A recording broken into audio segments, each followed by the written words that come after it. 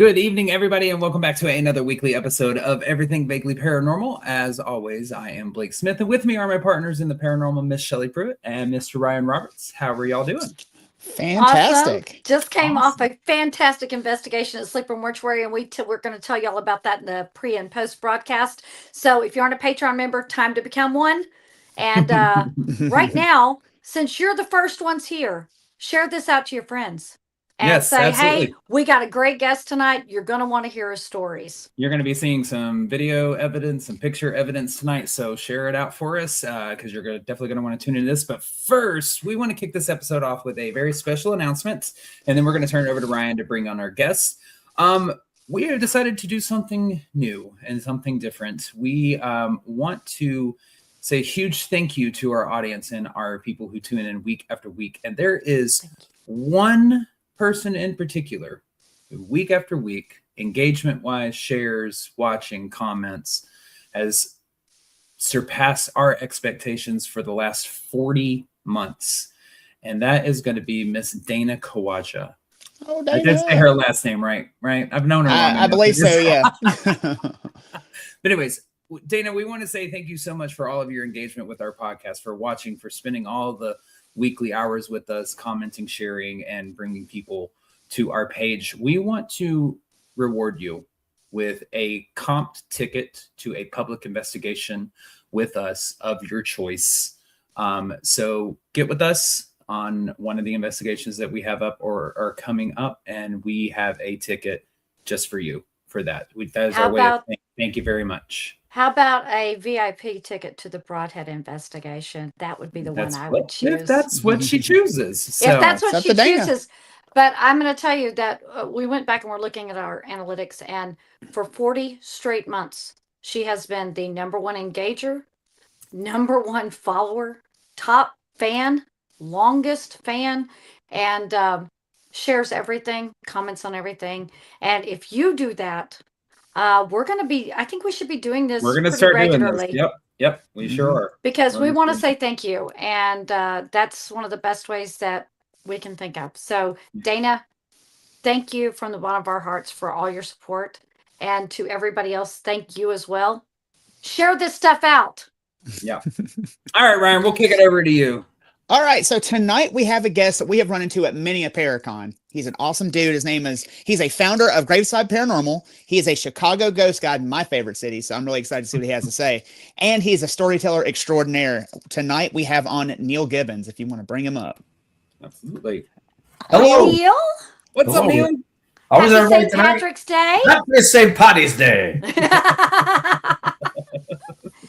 I am so excited that you are here tonight. We have run into you at several different Paracons, and you're always have so many people around your table that usually the only time I get to talk to you is whenever you're trying to like run to get a potty break, and then I'm like, oh, I can't interrupt him. He's busy. So I am excited that I have you almost all to myself tonight. Oh, hey, there's two other people here. What you talking about? I said almost. Almost. It's fine. Don't get jealous. Well, first off, go ahead, Ryan. I say first off, Neal, I know you're a Chicago ghost guide. You take people around the city of Chicago and tell them all the great stories. Chicago is so rich in haunted history and just history in general. My first question to you is going to be, what is one place in Chicago that people pass by every single day that they don't realize is extremely haunted? Oh, extremely haunted is Bachelor's Grove Cemetery. That's a very real place. That's it's the most, and it could be the second most haunted cemetery in America, but it's always been declared as the most haunted cemetery in America. And the weird thing about it, it's only 1 acre. Wow. And there's only been up to, I think, 104 or 109 people buried within that cemetery. It was a cemetery that was declared out in about the 1840s. And it's that place there is probably the most haunted. But how I explain it to people, when I take people on a tour, I take them on a tour for about 4.5 hours throughout Chicago, right? And one of the spots is Bachelor's Grove Cemetery. This cemetery here, back in the 1940s and 50s and 60s, people started noticing blue orbs of light bouncing around in the cemetery. So what's that going to do? that's going to get everybody interested in something like that. Like all of a sudden I tell Larry, I tell Jill, I tell this person, hey, it's orbs. So it gets people to drawn in, right? Mm-hmm. So as people get drawn in, and as the word gets out about this, it's going to also draw in people with malevolent intent, which is happening, which I believe that does happen at this cemetery. Now, don't get me wrong. It's a beautiful place. It has a beautiful trail. It's a forest preserve. But what lies underneath it, I believe, happened back in the 1950s and 60s, where all of a sudden people were drawn into this place. Mm-hmm. And what happened was cult-like activity started. So you have a normal place that's meant for, back in the 1800s and early 1900s, people used to go to cemeteries like this and picnic to talk about their loved ones. Mm-hmm. They would sit out on picnics, just talking to each other and talk about the times they had with this and that. And then all of a sudden, this starts happening in the 1950s and 60s. People start digging up some of these graves. They start trying to do cult-like activity, trying to call upon something that they know nothing about, not being able to close certain things. The way I explain it is there's a form of possession that's on this ground. Instead of a human host, it's the land. It starts, think of it like this. It starts with an infestation. Think of it as like termites to a tree. Okay. Right. These termites, they all come to the tree and they start gnawing away and they start eating away at this tree, which is not a human host, it's a land. So what happens is that then it goes into the other form. While you start eating away, what happens? It breaks down, it starts to go into an oppression, just like a human host goes into a oppression where it starts to break down, not believing in itself, not having faith. So this oppression starts to happen and starts to break down. It also then, after the oppression starts to happen and you're feeling weak or the land's feeling weak, people starting to get obsessed with this place as well. People have literally quit their jobs and hang out on this land. I know of such a person. I'll get into him in a minute.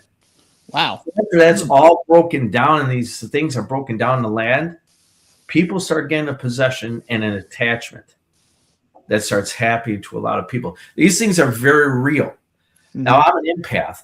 So I get the feelings of emotional things that go on. We go to certain sites. I'm able to catch on to certain things when they're there. Hear voices. I always hear voices out of my left ear, never out of my right, but it's always out of my left ear.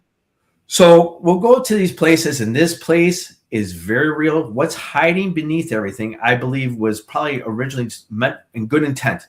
It's actually part of a Native American Indians called the Potawatomi tribe. That really lived on those lands. So what happened was you disturbed this ground, number one, which became a holy ground, which was once also Native American land. So you go and you do this, and these things start happening. I also believe that there's something dimensional that's going on in that. And I'll talk about that. And I know I have the video, and we can get to that in a minute. What I do is I call it a thing called mirror zones. About 7 or 8 years ago, me and Steve, that's the creator of the Anahata Spirit Portal Box that you've seen at the Paracons that I've been to. I believe that due to elements, the environment, when these things are able to talk to you or converse with you or anything like that, it has to deal with environment. I believe that there are certain things that are shaded where it's thinner than others.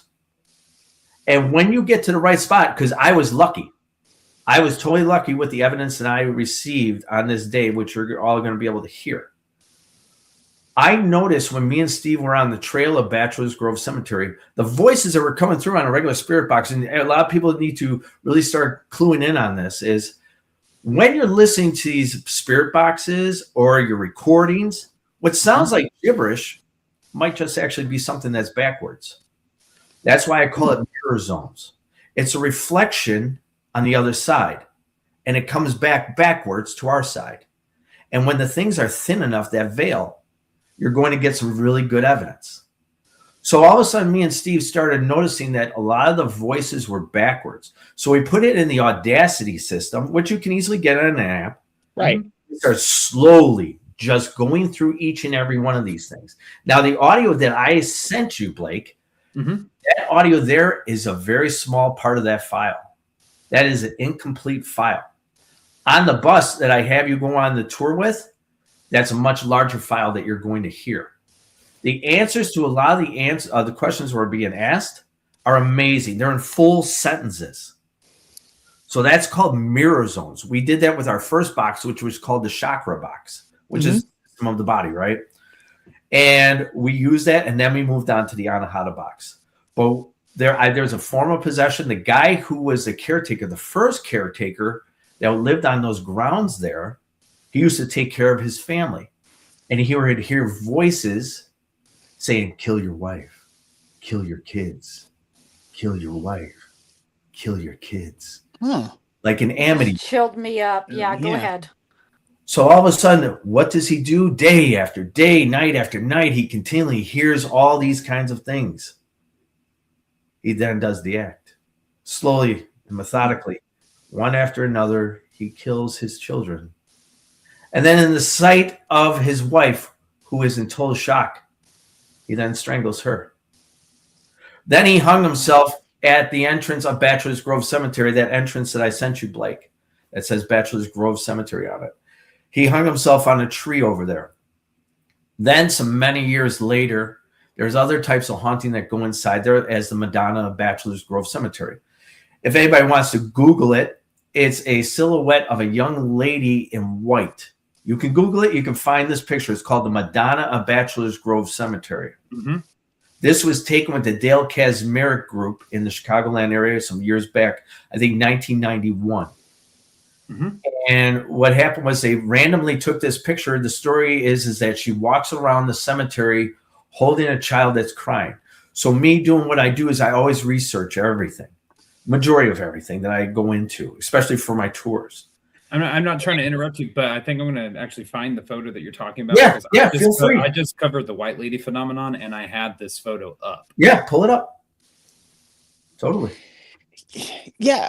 Anyways, go ahead. I'm looking for it right now. So what happened is she'll be carrying a child that's crying throughout the night. So I did some research, and I live in the Orland Park area of the Chicagoland area. I moved out to the suburbs of Chicago some years ago. Mm-hmm. There was a lady by the name of Amelia Patrick Humphreys that had a child with her husband, Mr. Humphreys, of course. He was the first mayor of Orland Park. They had a little child by the name of Libby. She died about 3 or 4 months into her life, and she was actually buried at that cemetery under the surname of Patrick, which was Amelia Patrick Humphreys' surname, her original name. So could it be this lady that you're going to be able to pull up? Is this the lady, Amelia Patrick Humphreys? That's the lady right there. And that's on the tombstone that still lays there in that cemetery to this day. Mm-hmm. This was taken a random picture. No lady was sitting there at the time. At least that's what was told to us. Actually, what's his name? Ghost Adventurers. They went out to Bachelor's Grove Cemetery and they took this to a photo analyst. And they said that they could not dispute it. They couldn't say, yeah, it's a real photo, but they could not dispute it. Mm-hmm. So people go ahead. I was going to say, and that is one of the most famous and thought to be authentic ghost photos ever. I don't know anybody that has not seen this photo at some point. Right. I mean, I show it on the bus and I show it to people. And the other things that go on, many faces show up on people's. I always tell when you go on my tours, Chicagoland has the most evidence you can ever get. I take 40 to 50 people out into the night. And we number one, we have a great time. And I tell them, you're the investigator tonight. And which is a fact. Take all these photos. It's amazing what we get. Yeah. It's them that get a lot of my evidence. It's like having your super group of investigators. And you're going out to the Chicagoland area every single day. And you're taking all these photos and you're getting all this great stuff. We get shadow people on a constant basis. I'm not, and the pictures I sent you, Blake, isn't even all of them. There are so many things that are going on there. But that Bachelor's Grove Cemetery is a very real place. If we can we play that one video? The video that people would see is the thing that I call mirror zones. Okay. Yeah. Whereas we went on the trail of Bachelor's Grove Cemetery. It's going to come up and it's going to explain it as well. Okay. I'll go ahead and play it. Yeah. Unrestricted.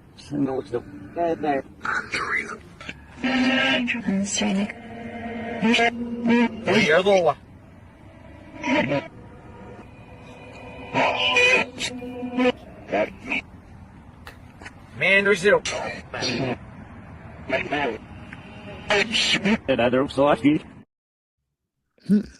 browser. That's running backwards. That's wow. Mm-hmm. So I wasn't able to see the video. You guys were able to see it? Yeah, I we were able was. to see it. Yeah. I didn't see it on my end at all. Okay. It Yeah. played. It played. Yeah. Okay, and that's totally fine because I know it. So all those things that you're hearing forward were originally backwards. Backwards. Wow. Like you'll see my name on there, and I tell people go to my YouTube channel, see if I'm on BS. I put it to you. See if Neal's on BS. See if Neal's sitting at his thing going, hey, I'm gonna freak out and just fool everybody. Check it out. what is the app that you said that you put it into to run it backwards again? What is It's just Audacity. It's Audacity. Mm-hmm. Yeah. And it's not AUDAUCITY? AUDACITY. Yeah, Audacity. Okay. Yeah. So you use that when you guys are using your even your recorders. When you're coming across, you all of a sudden you hear, I think I hear something. That doesn't make sense. It could be because it's backwards. You may have, just because the way the environment changes, ran into something where the veil is very thin that day. And I'm a big believer in this. I take, for instance, a frequency emitter. Like I want to do an experiment, but I have to find the right people to do this with. I want to get a large scale frequency emitter because I'm big into dimensions. I believe if you can figure out the right frequency to emit in certain areas, and you have to log this, and you have to use your recorders, your spirit boxes at the same time on a trial basis, and see what kind of answers we get. And if we can log it and find out what frequency, like let's say 89.7 works here when we're emitting it. And this is what we got. Then all of a sudden we go here. So then we're able to kind of figure out in that area that we're working where it's the thinnest from evidence that you're gathering. Okay.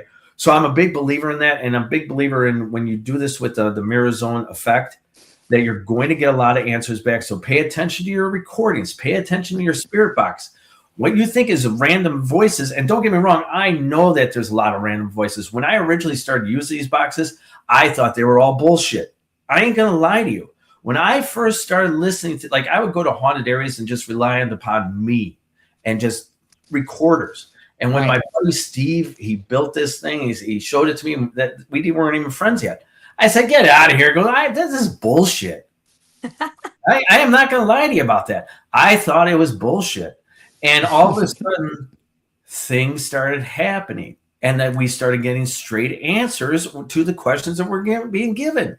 And then we were moving on. And then we came across this where everything was backwards at Bachelor's Grove Cemetery. Wow.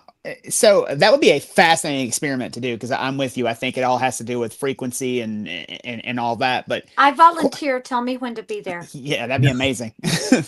But a question I do have is, like, so you say Bachelor's Grove is a mirror zone. Have you found other mirror zones, and what ingredients does a mirror zone need to be active? I believe the ingredients understand. It has to be whatever change in that environment is. It could be anything from sunshine to maybe bad weather. To be honest with you, I really don't have a definitive answer. You want to know why? Because it's too widespread for one individual to try to figure out. It really is. It's a theory that I have, and I know other people have this theory, is a lot of these portals that open is due to environment or to ley lines, right? Mm-hmm. Ley lines play such a big effect, and the Chicagoland area has so many ley lines. We have Archer Avenue. That is just one big ley line that goes from this part of the inner city all the way to the suburbs of Lamont, Illinois. And that's where we get Resurrection Mary, where people start seeing this lady in white going up and down the cemetery area. And we've gotten it so many times, that whole area. The place Archer Woods Cemetery, that's off of Keene Avenue. Blake, I sent you all those pictures of those shadow people. So the original story of Archer Woods Cemetery is about a wailing lady, a crying lady at the cemetery. I'm not Now, sure the which weird one thing you is- want me to pull up, but I'm just gonna. So that's once again, it's customers taking this picture. We were on MSNBC News for these pictures. This is exiting out of the cemetery. Like I said, this is a story about a lady who's crying, okay, for either a lost lover or a child. When there's a crying lady at a cemetery or there's a crying lady at any kind of thing, either crying for a lost love or for a child. And it's up for us to, when we're out there investigating, to try to figure out what it is, right? Mm-hmm. If we can make contact, if that spirit can help us along to help them along, that's great. But the thing what we came across is, I didn't know this until everybody started taking photos. This place is infested with all these shadow people. If you go back, you're going to see two shadows running side by side with each other. Hey, hang on. Let me describe this picture for anybody that's listening audibly and not getting to see it. Half of the cemetery is illuminated. The other half is in shadow. And there is a gate. And just outside this gate, or just on the inside of this gate, is a tree. This literally looks like a female to me. If you've ever done that ugly cry where it makes you cry so hard that you bend forward and lean over as if you're trying to catch your breath, that's what it looks like. Just one of those debilitating, put you on your knees crying. It almost looks like her elbow is raised a little bit, almost like she's holding onto the tree for strength to me. So that's what it looks like to me. That's actually a stone pillar that's here and a tree is behind it. Okay. But here's what's interesting is that's the story, and that's where she's supposed to be crying. That's what's so interesting about this photo that you see. That is where she is. She's always supposed to be at that right side entrance, always crying. So it's very interesting. And if you pull up some of the other ones, there's a picture of two of them. That's one standing right next to our bus. Oh, wow. Yeah, I see the legs you on can that see one. the legs on that Yeah. one. Whoa, yeah. Wow. So that's the Archerwood Cemetery, and it's standing. This is this is an everyday thing. You know how people go along and they go to investigation for 20 years and they never catch anything. And it's not like I'm trying to sound egotistic or narcissistic, but I get these on a daily basis. Well, it's an amazing thing. When I first started doing this, I thought this was like normal that you get a lot of evidence like this. I ain't gonna lie to you. I was like, all right, cool, this is great. You see in this one here, they're in Archerwood Cemetery. They are running next to each other across the cemetery. Wow. Yeah, that one's interesting. So just to describe it again, got a tree on the left side of the photo. Just right next to this tree are two darker shadows who appear to be walking and are running right next to each other. And you can literally see through them. You can see legs. You can see the leg bent, the leg outstretched in the back. The other one's leg is bent up like it's taking another step forward. Yeah. Wow, man, that's it. Also, to me, wild. guys, and they are in the left side of the photo, but you can see what looks like gravestones that they're walking towards. To me, it looks like they're actually holding hands. I mean, of course, I'm looking at it on a smaller screen, but it looks like they are somehow connected. Whether by holding hands or something, or maybe even one of them being carried. I only see two legs, but that's just me, and all pictures are up for interpretation, right? So true. Yeah, Very that one's very interesting. And that obviously was taken during the daytime. No, because there's no. That was not taken. That is at nighttime. One of the things I noticed is that people, when they're using their iPhones and when they're taking these pictures from, and this place, just so you know, when we're doing this, it is pitch black out. Yeah. Right. And when they're taking this photo, that light is showing up. Oh, okay. Where it looks like the sun's out. The sun is not out. That's what it looks like. Yeah, I know, right? But it's actually pitch black. Wow. I wonder if they were using their night vision on their phone to take it, because you can get some amazing shots with not your. I don't know. I'm not a tech person. She's not a you techie. take when it's dark. Yeah, the setting when it's dark. You can get some amazing pictures like that. So that was my other question was, so the time of day was at night. There was no light in the area. That area that I take people at, we walk around that whole cemetery. Well, not the whole cemetery. I'll take them in the cemetery, and we walk around this large circle. So I'll take, like I said, 40, 50 people, and we'll put the Anahata out there, try to make something, some kind of communication. And I will see, but I don't say anything because I don't want to scare the shit out of everybody. because it's dark. It's dark. And I don't want people tripping and maybe hit a tombstone. So I have to just shut up. I see these things going in between the trees. And I'm like, holy shit, man. And people have seen them. But once again, I don't want to say anything because I'm afraid of safety reasons.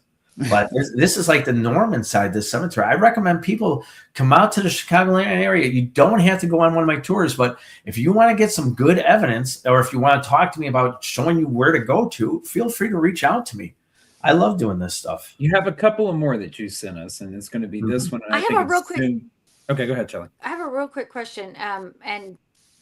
But go. You know what, Blake? Show the pictures first, then I'll ask it. Okay. All right. So it seems like it's zoomed out, and the other one's zoomed in. So it's this here. All right. So this here. All right. Go to the. All right. If you can you blow that up at all, Blake? All right. That's the other one. So this is so freaking weird, man. I'll do a daytime tour every now and then. Daytime tours are more popular for older people. I want you to keep that in mind of what I'm about to tell you. Okay. These are a bunch of older people, and this is a daytime tour at a place called Holy Sepulchre Cemetery, located in the Chicago Ridge area of Chicagoland. And I was telling the murder story of the Grimes sisters back from the 1950s. It's part of the tour. And once again, people are taking random photos. This, what looks like to be a nun, shows up in this lady's photo. And she is an elderly lady. She doesn't know how to change up phones. I was like, what in the holy hell is this? But you tell me what you think you see. I see a nun. Looks like a nun to me. Yeah. This was daytime. She's got a very gray pallor. It's definitely a nun. Yeah. The formaldehyde bottle isn't working well for her. Yeah, you know really, what though? The fact that there's a collar and it looks like maybe a nun who hasn't been allowed yet to wear her full habit, because I see the white sleeves. I see the habit. All right, so I see the headpiece, and I see two white collars and then what looks like black, and it looks like her. So I remember white sleeves. Yeah, I remember back in the day. My mom was actually a nun, but she had me after she left, of course. Hopefully. Hopefully. So what happened was a lot of the ladies, they always had the white, like almost like a dress blouse, and you remember they had the black dress with the two that hung on. So that's actually to me, it looks like an old outfit dating back to, I would say, the 60s, 70s, 50s, 60s, 70s. Mm-hmm. That's the way because the minute I saw that habit, I was like this, holy crap, that's a nun, man. Yeah. Yeah, it's very clearly a nun. Yeah. So that's at Holy Sepulchre Cemetery. And that was, once again, another random picture by a customer. Are there reports of like a nun roaming the cemetery out there? You can't. All right. One of the problems is there's no stories that I know of. Mm-hmm. When Catholic cemeteries are very big about not wanting you to broadcast anything in the Chicagoland area. So I have to be very careful who I talk to, because then all of a sudden they get all hush hush, and then they start to go, you're not supposed to be here type thing, when all you're trying to do is just tell people stories. I'm not here to conjure the devil. I'm here to tell you stories of the Chicagoland area, and so you got to be very careful in the Chicagoland area. A lot of, especially Resurrection Cemetery, which is one of the most beautiful cemeteries, but once again, because it's off Archer Avenue and known for Resurrection Mary, I would love to be able to get in there and talk about it, but they'll chase you out. They'll chase you out. That's known for the girl named Resurrection Mary, who had her two hands on these bars back in the 1970s and burnt her dainty fingerprints. Now, here's an interesting story. We have this young girl known as Resurrection Mary, right, who is always on the side of the road, always just walking up and down with a clutch purse and dancing shoes on. Now, there's 3 girls in my tour that I talk about that this possibly could be this girl. But I believe that out of all of them, there's this one girl by the name of Mary Bergrovy that I believe is Resurrection Mary. Back in the 1980s, did you ever watch the show Unsolved Mysteries? Oh yeah. Oh yes. Oh yeah. The original one was Robert Stack. Mm-hmm. He did a thing with a show at Chet's Melly Lounge, which is right across the street from Resurrection Cemetery. And he met a guy by the name of Jerry Palis, and they did a video there, a documentary there for Unsolved Mysteries, that he met Resurrection Mary. Now, what happened is we all know about this girl that goes up and down, and she's at some of the dance halls. So this guy, Jerry Palis, back in, I believe it was 35, 38, he went out and he met a girl who was beautiful. But she fit the description: blonde hair, blue-eyed, in a white dress. And for that moment in time, he fell in love. And he went up to this girl. He said, "Can I go for a dance with you?" She said, "Yes." Now he puts in, and I want you guys and your customers, your viewers to watch this. Go to Unsolved Mysteries and look it up on Resurrection Mary. He talks about that she was cold to the touch when they were dancing. He gives a full description. He asked her, "Can I take you home?" And she said, "Yes. I live at 4611 South Damon Avenue in the Chicagoland area, which is back of the yards." And so he says, "Oh man, for this, oh my God, yeah, I want to take you home. Oh, I want to take you home." So he starts to drive her home, and she says, "Go down Archer Avenue." He finds it a little odd, but for that moment in time, he falls in love, right? And so he starts to drive down there, and she says, "Stop here." And it was at the gates of Resurrection Cemetery. And she says, "I'm going to get out here." And he's like, "All right." So she gets out, and then she disappears into the gates.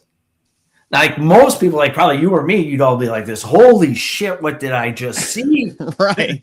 And then we'd get out and follow her. I'd be like, "Hey, Oh where'd my you go, God. honey?" Or you then or be scared. Normal people, right? Whereas you Right. and I, we would do that, right? Mm-hmm. Not Jerry Palis. Jerry Palis, the next following day, goes to 4611 South Damon Avenue, the address that she gave, knocks on the door and says, "Hey, I'd like to talk to Mary." Now, Mary died in 1934. She got into a car accident downtown. She was only 21, going on 22 years of age, and died. Wow. The mother answered the door, and she goes, "Mary's been dead. Please don't play with me. I don't appreciate you coming here." He goes, "Ma'am, I'm sorry. I don't mean to be like this." He goes, "I was dancing with a girl named Mary last night that said that she lived here at 4611. And then we stopped at Resurrection Cemetery, told her the whole story. She said, please leave. You're making me cry. Please." He said, "All right." But then he noticed over her shoulder a picture of the girl he was dancing with last night. He goes, "That's her." But she was a brunette, not a blonde. Now, and I tell people this, I don't know if something happens in the ethereal realm where all of a sudden everybody becomes blonde-haired and blue-eyed. I don't know.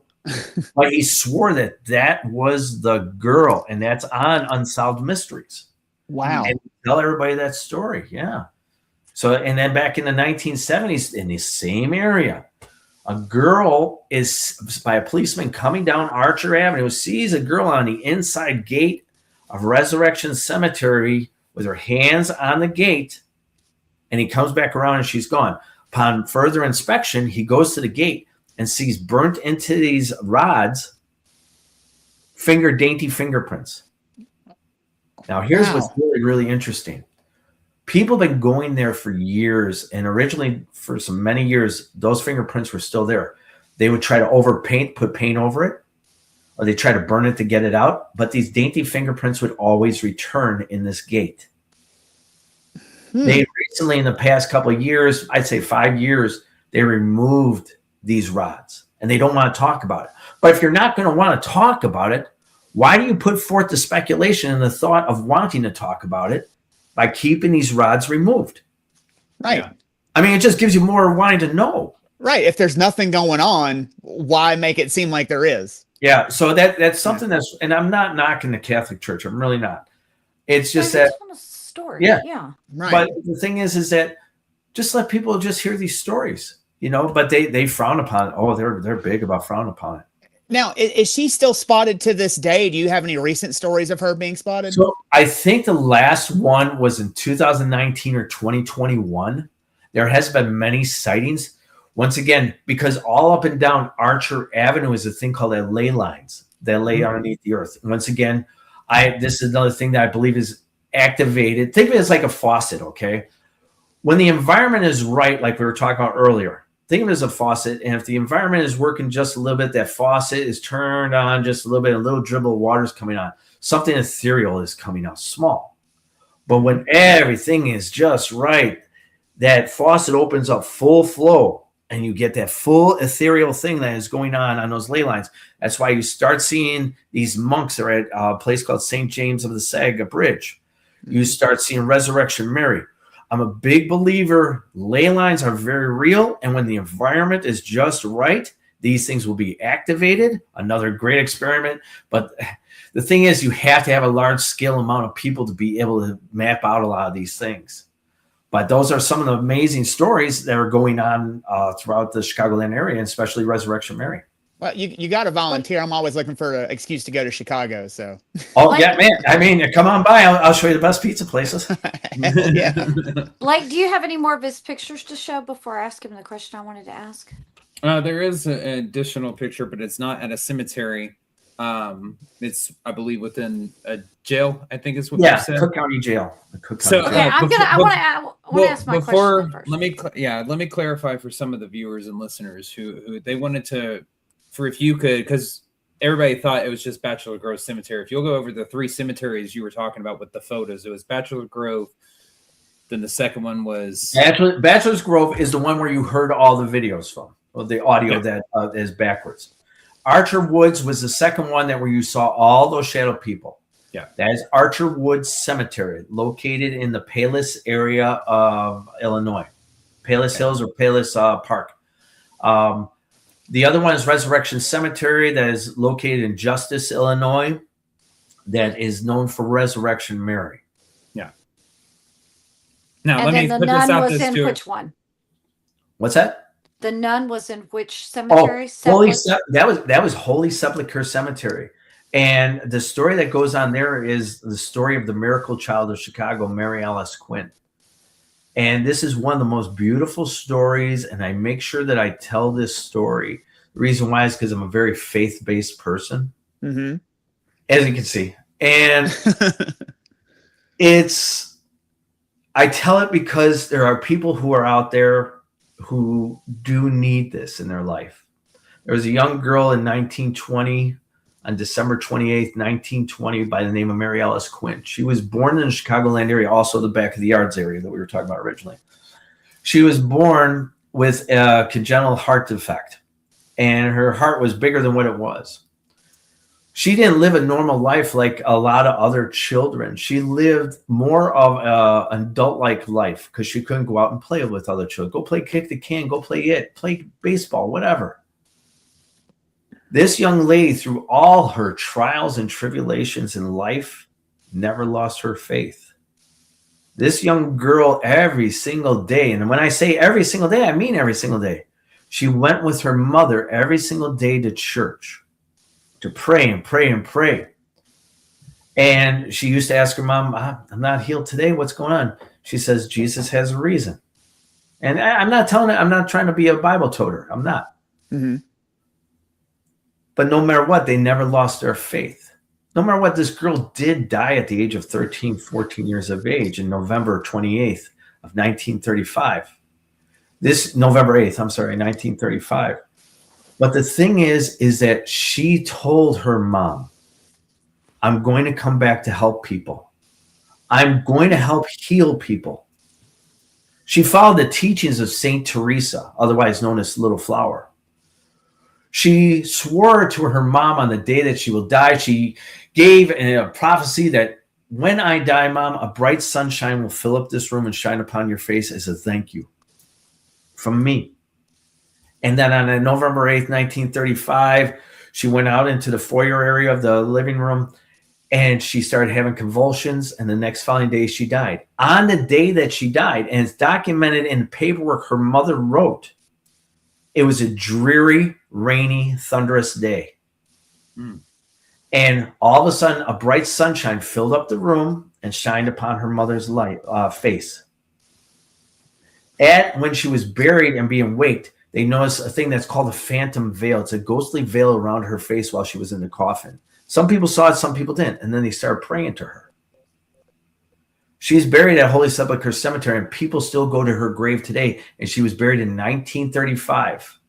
If you pull up Mary Alice Quinn, the gravestone of her, you're going to see where there's a bunch of trinkets, little Mother Marys. People leave coins. The story goes is that people have to go out there with faith.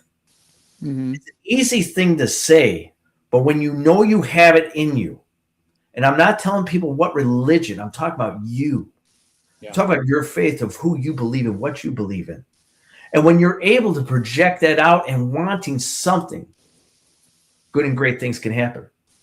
People would go out there and people would get healed. There was a young couple that went out there with everything. The doctor said their child was going to die. They got on their knees and they prayed, they cried, they pushed out all that energy into the environment. And supposedly that child is alive today. And when you do get this prayer and good things happen, supposedly you smell roses after you have been accepted with the prayer. So it's another amazing story that happens in the Chicagoland area. Wow. Yeah. So I'm going to ask you now that you said that whenever you give these tours and you're in the dark, that you see the shadows, you see the things. Have you always been able to see things in other realms, dimensions? So, yeah and no. So when I was younger, and I like I told you earlier before we got on here, I'm an open book. The reason why I'm an open book is because there are people out there who don't know what's going on in their lives. They get scared. I was scared as a child. I wasn't looking into the paranormal. The paranormal found me, like a lot of people. Mm-hmm. It just does, okay?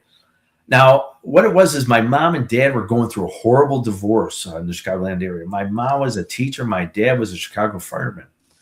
And this isn't a boo-hoo-hoo story, so don't feel sorry for Neal. It's a boo story, okay? What happened is that one day my mom, she constantly would wake up in the middle of the night about 2 or 3 o'clock and screaming at the top of her lungs, screaming. And we'd go wake her up, me and my brothers. And she never knew that she was screaming. And then she would go back to sleep. And this happened on a constant basis. One night, like clockwork, I just happened to wake up at the time before it happened. And I looked out in the hallway and I saw this small, impish looking creature. And it looked inside the room at me and smiled. And then looked inside my mom's room and smiled back. And then proceeded inside of her room. And then that's when she began to scream. For many years as a child, I think I just held back and didn't allow certain things to happen because I was scared. I was afraid. Then some time later, I decided to accept it. It's not what I am or anything like that. Everybody's got this. It's just some people are more heightened than they are. Think of it as like a quarterback. You know, some people are really good at playing a football, you know, and some people just need to be hard workers. So I would start hearing voices out of my left ear, and we'd have recordings of the things that I'm hearing. People would start coming to me in dreams, like take, for instance, at Bachelor's Grove Cemetery. One day and I'm big about people not thinking I'm batshit crazy. I'm big about that. I really am. And because I know half the things I talk about sound to the normal person batshit crazy. Is that I was sitting on a couch like I always meditate before I do my tours, right, to get myself in the right mindset. And we went out to Bachelor's Grove Cemetery, and I fell asleep on the couch right after I was meditating, and this young man came to me in a dream. His name was Chris. And he came to me, I believe his name was Chris, yeah. And he came to me in a dream, and he said, when you're at Bachelor's Grove Cemetery, please tell everybody I'm okay. And I was like, all right. Now, I saw the full description of him, physical description of him in my dream. Mm-hmm. And I woke up and I told my wife, I said, listen, this is what happened today. I said, do I tell anybody or am I going to look batshit crazy? She goes, don't do that, Neal. You're going to look like you're a nutball, dude. Don't do that. And I go like this. I go, you're right. I go, I'm not going to. I'm not going to look batshit crazy. So we go to the back end of Bachelor's Grove Cemetery where I tell all the stories. There's much more stories. And all of a sudden I started getting it right here. where it says to me, Neal, please, please, please tell them. And I'm like this, holy crap. So I tell everybody, I said, listen, I'm going off script. I go, there's a guy by the name of here named Chris or Christopher. I gave a full description. He had a hat on, a baseball cap on, a sweatshirt kind of like what I have on, but it was like blue. He was wearing a shirt. His name is Christopher, and there's someone here to let you know that he's okay. And all of a sudden, this guy raises his hand. He goes, that's my cousin Christopher. He just died. And Wow. So what happens is when this stuff happens to me, then I get hit like a wave of all their emotion. And I had to pull myself away because I'm starting to tear up. I don't want people to start seeing me cry. You know, I'll start kind of going, what's wrong with this dude? He's insane or something. And so I had to take myself to the side. And I had to just do what I do to get myself back in my mindset. And then this guy he goes, dude, that was exactly my cousin. I told him, I said, he wants to let you know he's okay. And he was a young guy that died. I think it was early 20s. So that's kind of what I am inside. And it seems like the more and more you do this, the stronger you get at doing a lot of things. Like you can start reading people, how I read people. And I notice a dark side of your face. It's like half your face. If I notice that you have it, and it's usually on your left side that I see it. And things will just start randomly coming to me about what's going on with you. I don't go to paracons to do psychic readings or anything like that, but people have asked me questions and I have gotten it right. But it's not what I do. I'm a storyteller. I'm an entertainer and I'm a researcher. I'm not here to do psychic readings for everyone. So I'm covering up the left side of my face. Yeah. I'll be peeping. I'll be peeping, Neal. I don't know if I could do it over a Zoom or a stream. So But that's kind of what I am. Is it true, while I'm thinking about it, was Bachelor's Grove also a mob dumping ground? I've also heard that before. All right. So there's a thing called the Phantom Vehicle that goes up and down 143rd Street. Once again, very personal story. My mom, when she lived in that area there, I always took her to church for Christmas Eve, right? Mm-hmm. And my mom had what we would call a crazy eye, her left eye, right? So she always like saw far out. You know, you ever hear that thing? You see something in the corner of your eye? Well, it's very real. It's very real. Mm-hmm. She told me while we were driving down 143rd, Neal, watch out for that truck. And I said, whoa, and there was no truck up and down 143rd. We're the only ones because we went to like a midnight mass. And she swore up and down that she saw this truck. So I did research and found out there was a phantom vehicle that goes up and down that road. Supposedly, it was a phantom vehicle that was possibly part of the mob. There are no bodies that are buried in Bachelor's Grove Cemetery in that pond. There is none. The reason why is it's only 5 feet deep. Okay? There are guns that have been thrown into that place. If most people who were killed by the mob were thrown in the Calsag River, they were not thrown in Bachelor's Grove Pond. There's no way. It's impossible. Okay. Yeah, the body floated up way too quick. No, way too quick. 5 feet's not nearly enough. Right. Thanks for clearing that up because I had always heard that. That's awesome. Thanks for letting me know. Yeah, not a problem. Now, Neal, go ahead, Blake. Well, I'm about to switch to this next photo. That's fine. So if you've got okay. All right, I was going to say, I want to talk about this next photo because I like this one. You said it was at the Cook County Jail. So I'm just going to bring it up on the screen and you can tell us the story behind this one. That's exactly where I was going, Blake. So as you see, that is a place that's called RTU, Residential Treatment Unit, in the old Division 8. Now what happens is those doors are on the side, those dark brown doors, those were isolation rooms. When guys are acting out, they would be isolated and placed inside those rooms. What happened is the building was closed, and I got this picture. Understand, I did not go inside this place to take pictures. It's not allowed. I would have got fired. Yeah. The picture was taken a while back. This was sent to me by a supervisor. When a building is closed, they have to take random pictures to show conditions of any empty building. to show there's no inmates in it. There's no staff or anything like that. She took this picture and she sent it to me and she goes, Neal, what in the holy hell is this? And I told her, that's a shadow person, which was actually seen on a tier called Charlie 4 that is only a couple of feet back from where you see that shadow right now. People would see this thing darting in between. Now, I'm assuming you've all seen shadow people before, right? Oh, yeah. Yes. Yeah. Have you ever noticed, and I want you to think about this, that they always just move left to right? They never move forward or back. Actually, the one that I caught on camera ran straight at me. Really? It Majority did. of the ones I see are usually always left to right in places like this. And I don't know why. A lot of them do seem to be peekers that do peek out from around the corner and move from left to right. You are right on that, but for most of them I've seen, yeah. Yeah. So this place here, because it's a jail and institution or a prison, institutions, jails, or prisons are huge on negativity, right? So what's that going to do? That's going to breed more negativity. Now I'm going to fast forward you to a different story that happened. Some years back, I was working this one hospital part.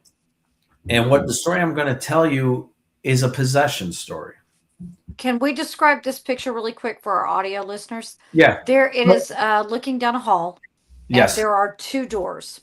Correct. And on the Isolation. left side, Mhm. there is what appears to be something, a shadow figure of some kind. And it appears to my eye, gentlemen, that it is running and it's right in front of the left door. There's a set of legs that you can definitely see. There's definitely, and it almost looks like an elbow to me. That's like as if it's in motion going across these doors. Yeah, it's going from left to right. And it's interesting because if you look at the light is coming from the right. So why is the shadow appearing to be coming from the left? It's going against the light flow in that particular picture, which that fascinates me. Yeah. So, okay. I don't know. I don't know why that would be, but that was the picture that was sent to me. Wow. But leading on to the next thing about that jail is that I've come across, because for 22 years, I dealt with psych inmates. Okay. And I'm not lying to you. I dealt with some people that you just knew something was not right. There was something not right with that boy. And I actually dealt with females. I was once for 1 year straight stuck in a building by myself with 120 psych females by myself. Oh, Lord. For a year. And I would have to go in there, and this place here was very haunted. These places here, because of the negativity that a lot of these, I don't like using the word demonic that much, but attachments, shadow people, they breed. What happened was that some years back, there was this large kid. This was a big kid, about 25 years old, and this kid was big. Mm-hmm. And for me, and I don't know if you've ever come across somebody who's possessed, but one of the distinct smells is it smells like a burnt rubber tire for me. Okay. Mm-hmm. And that's the first thing I noticed, because the nurses and the psych workers said, Gibby, that was my nickname because my last name's Gibbons. Everybody has nicknames. So mine's Gibby, right? Mm-hmm. They said, Gibby, go down there and bring this guy upstairs and just put him inside of a cell. We don't want nothing. There's something wrong with this guy. I said, all right. And it's not that I'm a tough guy. It's just I know my job. I've been doing it for so long. So I went down there, and he was a big kid. And I said to him, I said, hey there, buddy. I go, would you like to go to sleep? And I could see he was a little bit slow-minded. He goes, yeah. Can I go to sleep, please? And I said, yeah. I go, why don't I take you upstairs? So I want to keep him on a certain level. So I keep it at a conversation. I said, hey, man, you like superheroes? He goes, yeah, Spider-Man. I said, yeah, Batman's mine, dude. He's like, yeah. So I want to keep him calm because, like I said, he was a big kid. Right. And so I want to keep this dude calm. So we're talking about Batman, Superman, while I'm trying to get him over to where he needs to be. So we go up the elevator, and we start talking, and we're holding conversation. We get him inside what we would call 2 North. I bring him in there, and the nurses, put him inside there, Gibby. Just put him inside there. So I go to put him inside there. He puts his hand on my shoulder, and he goes, we like you. I said, oh, I go, oh, I like you too.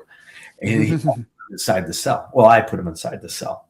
And I closed it. I made sure that cell was secure, man.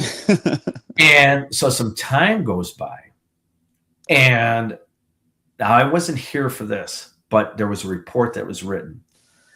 And what happened was this young man, he was pounding on the door. And this one officer, he went to the door.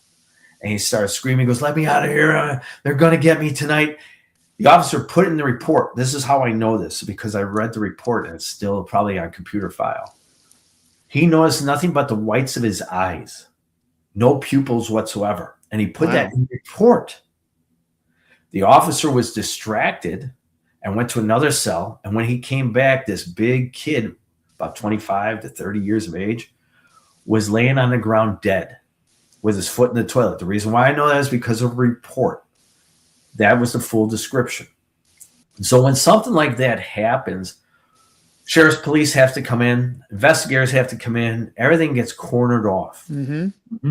And when they cornered off everything, some time went by and they finished up their investigation. The autopsy of this young man, we were able to find out about.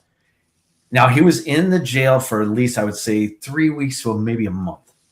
They noticed, and he was isolated, which means he was in a single cell by himself at all times. He was never in a group setting, period. They noticed that there were bruisings all over his body when they did the autopsy, which is a sign of part of the possession, that internal battle that's going on that a lot of people hear about, right? So they didn't know what was happening. Now, an officer would have to be a moron and idiot. Now, this kid was intimidating looking.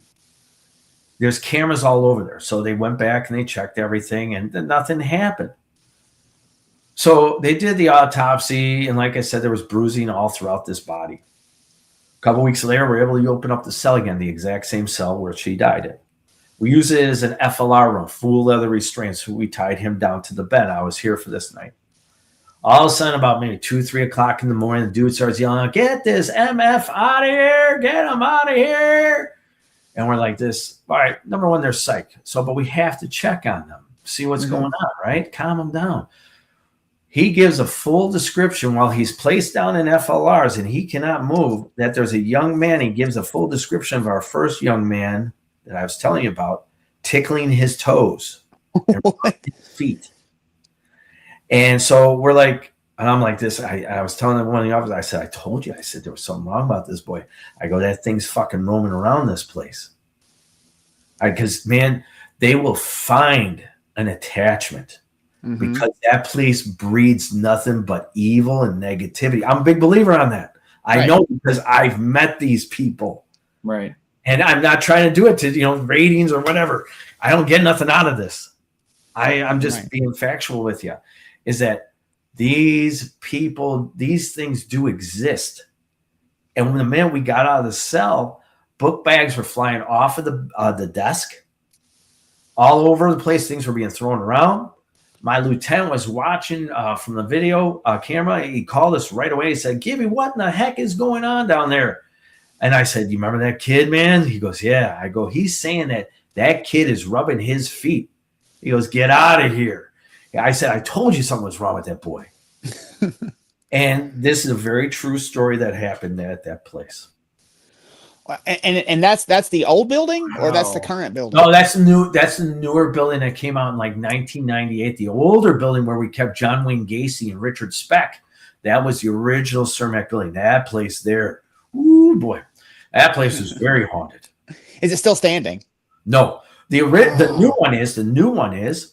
Yeah. The old one was knocked down in 1997. Oh, dang. Yeah. And was the new one built in its place? Correct. On the same ground. Oh, hell. Okay. So you could potentially have the attachments that were on Gacy or Richard Speck still roaming that building and attaching to current people. Here's my question. Has anyone that's been put into that particular cell since, are they still getting reports of something being in there with them? I don't know. I've been retired now, and I left that place after 22 years because it takes a toll on you. So my last 8 years, I did other things with the sheriff's department because I mentally, I was burnt out. you can only do so much. At first, when you're a young kid, you're 22 years old. This is fun, man. This is something interesting. This is different. This is the norm. I love it. But then after a while of dealing with the negativity, you actually start to become part of the negativity. Yeah. And that's a problem with a lot of people who work in jails and institutions. Because of that negativity that's there, they all of a sudden become a part of it. All of a sudden, they're that bright sunshine that comes into it all bouncy and happy. But then because of other things that are going on, either from staff or things that are internal and external, people start becoming very negative at these places. Wow. That's fascinating. I've always wondered about things like that. But so and I'm just going to ask you, was your reason for quitting because of the way it was affecting you personally in your personal life, or was it just in your professional life that you felt like you were getting or basically soaking in all this negativity? So I was put in a position when I was working a professional life where I was in charge of a lot of things. And for a moment, I was in charge of running 3 buildings, but at an officer level. Because the supervisors at the time, supervisors were just that. Call them if you really need them, right? So I'm dealing with working in one part of a building and then another part of the building and dealing with psych, medical as well, and trying to make sure that everything is being run, and then it's just the way my job was and I was used to it. And then it was simple. I just got burnt out. I got burnt out and I wanted to do other things. I couldn't do it. I even told my wife, I said, I don't even know if I can reach retirement, which I did after 30 years. I did a full 30 years. Wow. And, but I did, but at 22 years, I was actually thinking about quitting. Yeah. Is there any particular person that you remember other than the boy that was confined in the cell that passed away? Is there any other particular case that you remember? Oh, yeah. Constantly suicides. Shadow people are huge inside that jail. All right. Take, for instance, suicides. It's believed to be when someone commits suicide, they stay within that box, right? You've heard that story that they stay in that area, that they're confined in that area. They're purgatory, if you will. They're a little piece of hell. And we are watching cameras all night long, and you see these shadow people going in and out of the cells. I'm not lying to you, man. You see them. Not on a daily basis, but when you see them, you see them. So one of the buildings, that female building I was telling you about, this place here that I had to use, I was kicked out of the male division because I was doing my job, right? My supervisor said, hey, you have all these write-ups against you from all these guys because I was doing my job, man. I go, you're believing these people, right? And so back in that day, they would punish you by doing certain things, and they placed me in this female division with 120 psych females every night. Now, when the building closed, like I told you, you have to check conditions. I was lucky. I was able to have the key to this building, and I had to check conditions. And at the time, that's when I was doing a lot of ghost hunting, right? So this one other guy, you have to have a witness with you to make sure everything goes right. So I started calling out all these notorious baby killers, these horrible women. They were the most wicked women you've ever met in your life. And I started calling them out by their names. Then you start hearing whispers. And my buddy would be like this, dude, stop it. He goes, stop it. Goes, dude, please stop it. He goes, you're freaking me out, man. He goes, I want to go. I want to leave. I said, all right, dude. I go, I get it. So we left. And the next day, the next group has to come in to check conditions. Then they started noticing a bunch of shadow people were going from cell to cell to cell to cell. And they noticed a woman walking around in the morning because we were leaving at 7 o'clock in the morning. The next shift, they noticed on the monitors shadows going left and right. That place there, that Al Capone was there at this jail in a place called Division 1. Yeah. It used to be called the old Chicago lockup. He was inside that jail. This place is the most, I would say, people talk about the Joliet prison, right? You've heard of Joliet prison. Yeah, right? absolutely. Oh, yeah. I'm sorry, but I think it has nothing on Cook County Jail. I really don't. But we were supposed to do a documentary there. I had almost all the paperwork done, man, because I'm fully insured. And then I had a couple of people knock it down, so it never got accomplished. Damn. Yeah, man. Well, hopefully one of these days they'll let the new jail open so people can go in there, because I want to get in there. Oh, you don't want to get in there. to investigate. Let's be clear. Yeah, to investigate. Yes. But yeah, those are all the things that have happened there. There's so many stories, man. There really is in Chicago. But there's stories everywhere. Oh yeah, I know. Since Chicago is so full of these famous ghosts, have you yourself ever experienced one of these famous ghosts in Chicago? So I'm going to tell you one last good story of Bachelor's Grove Cemetery. Okay. So once again, another true story is that I used to work midnights, and I worked midnights for 28 years. Mm-hmm. And when I went to go do tours at Bachelor's Grove Cemetery, some days I couldn't get the day off. So I had him hurry up, run home, and take a nap. This is when I really, really wondered, should I really be doing this for a living or doing this at all? I really questioned myself after this experience. I came home, I was getting ready for a nap, and it was summertime. I had the windows open, and I could feel something coming through the window and coming up the ceiling and then going into the corner and staring at me. The uncontrollable shake that I had was like none other than I ever had before. Like I could not stop shaking. In my head, I could see this thing. It was in the corner. And you just felt it. It was watching me. And I believe I brought it home from Bachelor's Grove Cemetery. The shake was something that I couldn't shake. And I remember a guy telling me, he said, Neal, always use the prayer by the blood of Jesus Christ and tell it, but you have to have faith. I say that again. You have to project it out there, and you have to say, by the blood of Jesus Christ, you do not belong here. Go back from which you came. Mm-hmm. And you have to believe what you are saying. And I understand everybody has their own ways of doing things, but mine is very faith-based. And when I did that, it did leave, but all throughout the day, I would constantly shake on and off. So that's when I really started questioning what I was doing. I particularly don't like going to Bachelor's Grove because of that incident, because some days I'll be stuck on the couch 2 or 3 days, just not feeling like myself, because you take on something else's characteristics. And when you take out their characteristics or their negativity, it makes you feel sick. Mm-hmm. So you got to be very, very careful. And I know there's a lot of people out there who know what I'm talking about, so they're careful. But in my early parts, I've made a lot of mistakes doing what I do. There is no such things as experts in this field. Anybody who tells you they're an expert is a bullshitter.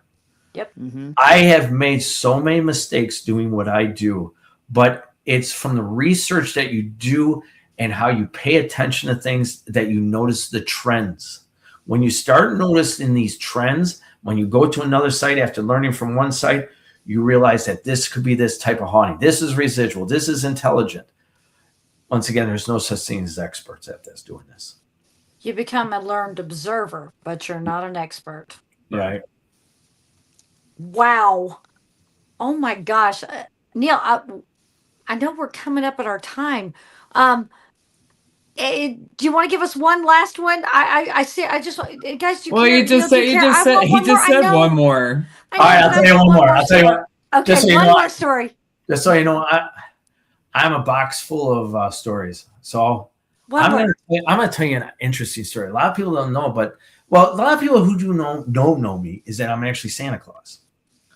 Is meaning I've been playing Santa Claus for the last 11 years. This is cut down. And when I first started playing Santa Claus, because my dad looked like the guy from Miracle on 34th Street, right? He did it for years. And I've been doing it for 11 years now. And when I first started doing it, I had a fake beard, right? Mm-hmm. And I own this business. It's called Santa to You.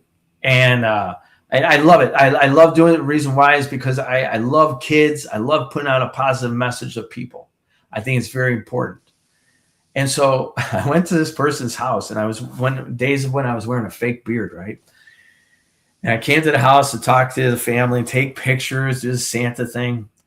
And I noticed this one other kid, he was up on the stairs and he was looking over with a big smile. He had this big smile. He was looking over, just happy, man, happy little fella. And I go in the other room with the family, mother, father, and a child, one child. And after they're taking pictures, I go, don't you want the other kid to come in here?